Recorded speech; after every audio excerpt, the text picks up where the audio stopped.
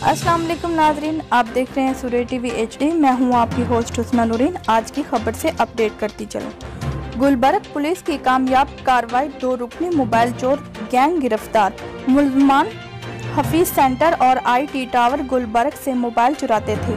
गिरफ्तार मुलजमान में सरगना शाहिद पठान और इस्माइल साथी शामिल।